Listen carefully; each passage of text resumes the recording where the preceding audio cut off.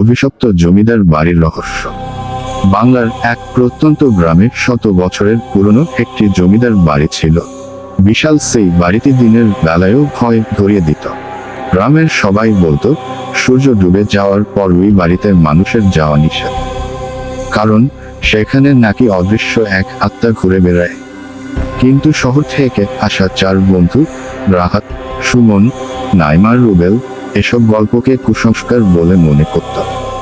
তারা ঠিক করলো এক রাত ওই জমিদার বাড়িতেই কাটাবে এবং ভিডিও ধারণ করবে। রাত 11টার দিকে তারা বাড়ির ভেতরে ঢুকলো। চারদিকে ধুলো, ভাঙা দেয়াল আর মাকড়সার জাল। হঠাৎ ওপরতলা থেকে ঠক ঠক ঠক শব্দ ভেসে এল। রাহাত বলল, চলো দেখি কে আছে। সিঁড়ি বেয়ে ওপরে উঠতেই তারা দেখল একটি পুরনো ঘরের দরজা আস্তে আস্তে নিজে থেকেই খুলে গেল। ঘরের ভেতরে কেউ নেই, কিন্তু একটি দোলনা নিজে নিজেই দুলছে। হঠাৎ তাদের টর্চের আলো নিভে গেল। চারপাশে অন্ধকার। এরপর কানে ভেসে এল এক বৃদ্ধার কাঁপা কণ্ঠস্বর, তোমরা এখানে কেন এসেছ? চার বন্ধু ভয়ে একসঙ্গে চিৎকার করে উঠল।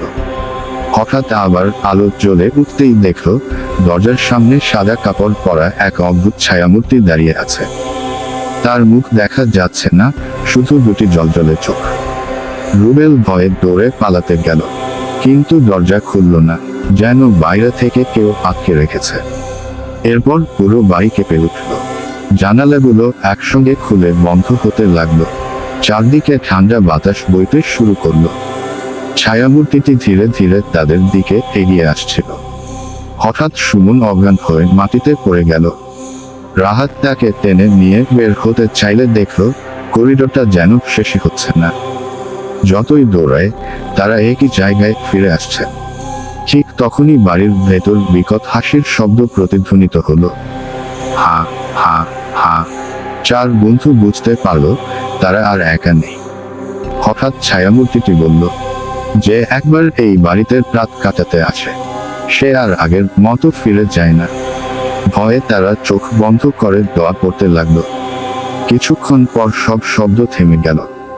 সকালে গ্রামের লোকজন তাদের বাড়ির বাইরে অচেতন অবস্থায় খুঁজে পেল। চারজনই বেঁচে ছিল, কিন্তু সেই রাতের পর তারা আর কখনো ওই জমিদার বাড়ির কথা বলতে চাইতো না। আজও গ্রামের মানুষ বলে গভীর রাতে ওই বাড়ির ভেতর থেকে পায়ের শব্দ, কান্না আর বিকট হাসি শোনা যায়। আপনি যদি কখনো এমন কোনো পরিত্যক্ত